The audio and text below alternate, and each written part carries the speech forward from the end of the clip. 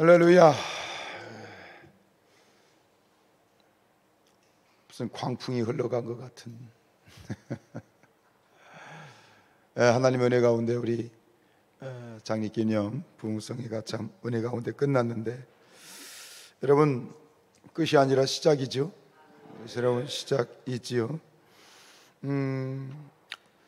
여러분, 우리가 우물이라고 하는 걸 생각했을 때 우리가 땅을 깊이 판 만큼 물이 고이게 되어 있어요. 그죠? 우리가 판 만큼, 땅을 판 만큼 물이 고이는 것처럼 저는 그렇게 생각합니다. 판 우물의 깊이도 결국 마치 마음의 간절함과 같다. 우리가 기도함으로 준비했습니다. 금식하면서 준비했습니다. 그러니까 이 모든 과정이 무엇이냐면 간절함이죠. 간절한 만큼, 땅을 판 만큼 물이 고이고, 아무리 많은 물이 쏟아져도 내가 판 만큼만 고이는 것이지요. 이것을 오늘 제가 이제 이 부흥의 기간 동안 다시 확인을 하게 되어졌는데, 요즘 하나님께서 저에게 주시는, 그래서 앞으로 이런 그런 시리즈를 좀 준비했으면 좋겠다라고 하는 그런 마음의 화두가 무엇이냐면, 종교적인 신앙과 신앙적인 신앙, 종교적인 믿음과 신앙적인 믿음이에요. 종교적인 믿음과 신앙적인 믿음. 이번에 또 강사님을 통해서 그 부분을 나름대로 깨닫게 하셨는데, 다시 한번 확인한 건 그거예요. 우리가 참 많은 경우에 많은 그런 부분에 있어서 우리의 믿음이 여전히 종교적인 믿음을 가지고 있구나라고 하는 거. 여러분, 우리의 믿음은 종교가 아니에요. 기독교는 종교가 아니에요. 우린 신앙이에요. 근데 이것을 우리 강사님을 통해서 확인시켜 준 건 무엇이냐면, 혼적인 믿음과 영적인 믿음, 이것으로 다시 정의를, 개념 정의를 시키신 거예요. 여러분, 우리의 믿음이, 우리 사랑하는 성산의 가족들의 믿음이 혼적인 믿음, 정서적인, 도덕적인, 규범적인 믿음에서 떠나서 그것에서 성숙해서 성장을 해서 영적인 믿음으로 발돋움할 수 있기를 축복합니다. 이번이 그런 기회가 되었던 것 같고, 그리고 그렇게 영적인 믿음으로 발돋움할 수 있는 아주 중요한 우리의 신앙 지침을 주셨죠. 우리의 신앙과 우리의 삶을 무엇 위에 세워야 된다? 말씀 위에 세워야 된다. 더 철저히 우리가 기도를 하더라도 사실 우리의 기도도 마찬가지, 우선적으로 우리의 기도가 말씀, 진리 위에 서야만 우리의 기도가 혼적인 기도, 세상적인 기도, 이방적인 기도에 머물지 않고 진실로 하나님께 나아가 잇대어 갈 수 있는 그런 영적인 기도로 발돋움할 수 있는 것도, 결국 기도에 대한 우리의 이 관점과 우리의 눈이 바로 신앙적인 말씀 위에 철저히 서야만 우리의 신앙이, 우리의 믿음이 종교가 아니고, 우리의 기도가 종교가 아니고 신앙으로 올바로 세워질 수 있다라는 것을 다시 확인을 했습니다. 그래서 정말 내 신앙이 그냥 종교적인 신앙인지 아니면 믿음인지, 내 믿음이 영적인 믿음인지 끊임없이 우리를 성찰해 나가고, 말씀을 통해서 확인해 나가고, 체크해 나가고, 이런 분들 한번 말씀을 기억해 보세요. 그런 부분들이 굉장히 많으셨잖아요. 똑같은 말씀을 봐도 제가 생각나는 그 말씀은 그거예요. 하나님 앞에 선을 행하라. 기억나시죠? 선을 행하라는 것이 우리가 여전히 혼적이고 그런 어떤 정서적인 도덕, 윤리, 도덕적인 그런 기준으로 보면 선을 행하라는 것은 세상이 말하는 선이죠. 단순히 착한 일이죠. 그죠? 그런데 이 선을 행하라는 것이 뭐였어요? 하나님 말씀하신 선을 행하라고 하는 영적인 수준의 관점이 뭐였습니까? 뭐였어요? 하나님의 뜻을 행하는 것이 선이다. 많은 부분에 있어서 눈을 열어 주셨습니다. 집회를 진행하면서 담임 목사로서 마음의 사실 높아심은 뭐냐면, 이 정말 천국잔치에 많은 성도들이 참여했으면 좋겠다. 더 많은 성도들이, 모든 성도들이 참여했으면 좋겠다. 다 은혜 받았으면 좋겠다 라고 하는 그러한 높아심이 있었는데, 기도하는 가운데 하나님께서 그런 마음을 주세요. 야, 감옥사 한 사람이면 충분해. 한 사람만 제대로 예수님 만나고 한 사람만 제대로 하나님의 사람으로 변화되면 충분해.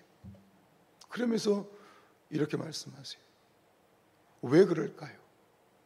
수십 명, 수백 명이 있어도 한 사람만 제대로 하나님 만나고 한 사람만 제대로 깨달으면 충분해. 왜 충분할까요? 하나님이 충분하기 때문에 그래. 하나님 한 분이면 충분하기 때문에 그래.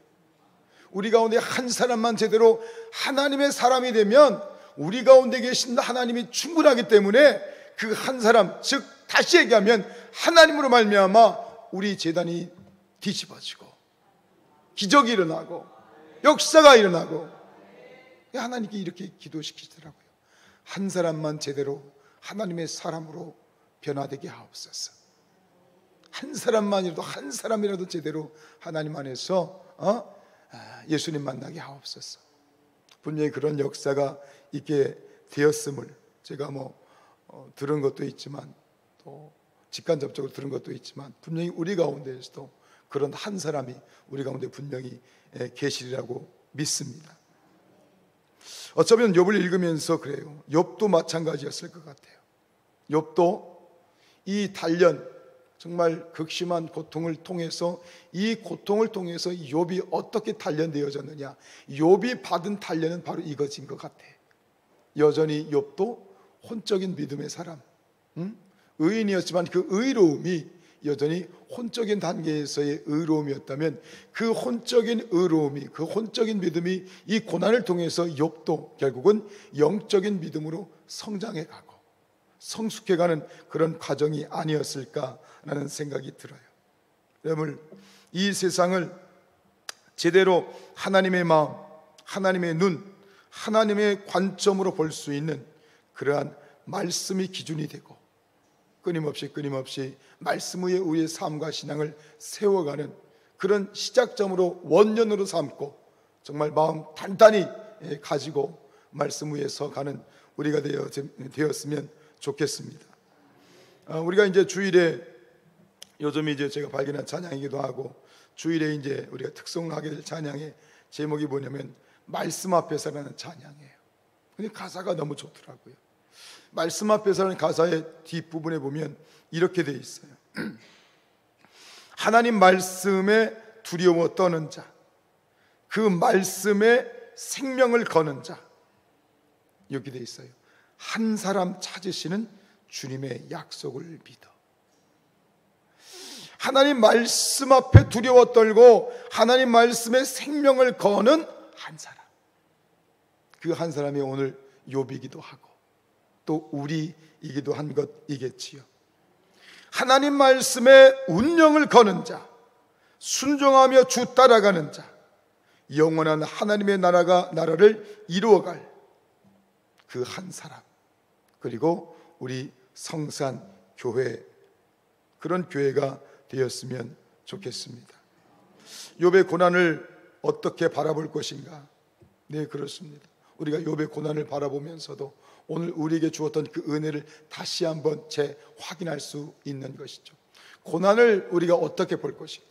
욥의 고난을 바라보면서 우리가 당하는 고난을 어떤 관점으로 볼 것인가? 여전히 혼적인 관점으로 볼 것인가? 영적인 관점으로 볼 것인가? 여기 지금 욥의 세 친구는 욥이 당하고 있는 고난을 어떤 관점으로 보고 있습니까? 혼적인 관점으로 보고 있는 겁니다. 혼적인 관점이에요.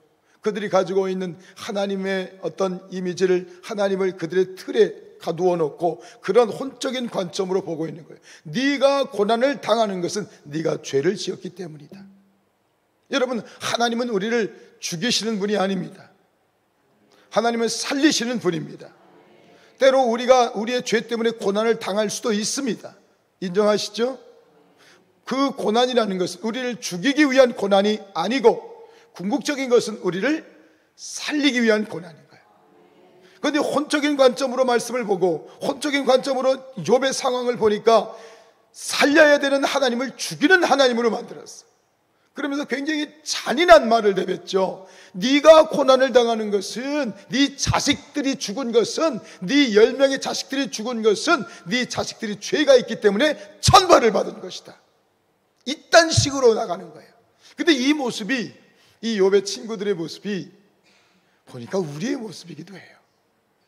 여전히 신앙생활 하면서 영적인 수준으로 우리의 신앙의 가치와 우리의 믿음을 올려 성숙시키지 못하니까 아무리 백날 천날 기도해도 입에서 나오는 것은 혼적인 말들이야. 죽이는 말들이야. 깨닫게 하셨어요. 우리의 입술이 영적인 입술이 되어야 돼. 아멘. 그 고난은 하나님이 죽이는 것이고, 하나님이 그를 심판하시는 것이 아니라 영적인 눈으로 보니까 욥의 고난은 하나님의 은혜이고 하나님의 은총이고 하나님의 주권이고 하나님을 보는 거지. 그 고난 자체, 사람 자체가 아니라 영적이라고 하는 것은 결국은 그 모든 것을 가지고 계신, 그 모든 것을 품고 계시는 하나님을 보게 만드는 거예요. 결국 욥도 마찬가지예요. 지금 욥의 수준도 여전히 아직은 혼적인 수준이야. 근데 결국 나중에 그의 믿음이 영적인 믿음으로 그 차원이 성숙했을 때 하는 말이 뭐예요? 나를 단련하신 후에는 내가 정금같이 되어 나오리라. 하나님 나를 살리시는 것이었군요. 하나님께서 나를 위한 은혜셨군요. 나를 이렇게 빚어 가시는군요. 이게 영적인 차원의 그런 눈이죠. 욥이 그렇게 혼적인 신앙에서 영적인 신앙으로 발돋움할 수 있었던 것을 우리는 다시 확인을 하게 됩니다. 결국 그러고 보면 오늘 이런 지금 욥이 끊임없이 오늘 10장 말씀에서도 계속 이야기하는 그게요. 왜 하나님 저를 죄인 취급하십니까? 지금 이 욥이 대답하는 모든 대사들은 족족 뭡니까? 하나님이 밉다고 얘기하는 거예요. 지금 하나님 화가 났다고 얘기하는 거예요. 하나님 미워요. 하나님 화가 나요. 하나님 이러시면 안 되는 거잖아요. 지금 이렇게 얘기하는 거예요. 근데 놀라운 것은 뭐냐면 그렇게 하나님 앞에 밉다고 화가 난다고 이러시면 안 된다고 끊임없이 욥이 하나님 앞에 막 대들면서도, 그렇게 바락바락 대들면서도 정말 놀라운 것은 꾸역꾸역 하나님 앞에 나아가고 있다는 거예요. 그 고난 앞에서 하나님을 외면하거나 하나님을 등지거나 하나님은 절규라고 얘기하지 않고 하나님께 바락바락 대들면서 오히려 하나님 바짓가랑이를 더 단단히 붙드는 거예요. 이게 우리에게 필요한 줄로 믿습니다. 그래서 말씀을 묵상하다 보니까 그거예요. 욥의 찬양이 바로 이거야. 천부여 의지옵소서. 천부여 의지옵소서. 손들고 옵니다. 그 다음 뭐라고 나오죠? 주 나를 외면하시면 나 어디 가겠습니까? 주 나를 외면하시면 나 어디 가겠습니까? 계속 붙드는 거예요. 바락바락 하나님께 대들면서도 결국은 꾸역꾸역 하나님 다시 붙잡고 하나님 붙잡고 막 투정하는 거예요. 이것이 욥의 의로움이고 하나님께서는 그것을 기뻐 받으셨고, 그리고 오늘 우리가 우리에게 요구한 모습도 그런 모습인 줄로 믿습니다. 여러분, 하나님은 우리의 믿음의 창시자이시고 하나님은 우리 믿음의 완성자이십니다. 이것이 야곱의 씨름이었잖아요. 힘들면 힘들다고 하나님께 바락바락 대들어도 괜찮아요. 투정해도 괜찮아요. 그러나 여전히 그럼에도 불구하고 하나님을 바라보는 거야. 하나님을 향하는 거야. 그것이 바로 무엇입니까? 우리가 혼적인 믿음에서, 신앙에서, 믿음에서 영적인 믿음으로 그냥 가는 게 아니야. 이처럼 진땀을 빼고 정말 야곱이 씨름했던 것처럼, 욥이 지금 그 씨름을 하고 있는 것처럼 그 순간순간의 씨름을 포기하지 마시고 주님 앞에 달려나가셔서 주님 바짓가랑이 붙잡고 하나님 알려주십시오. 깨닫게 해주십시오.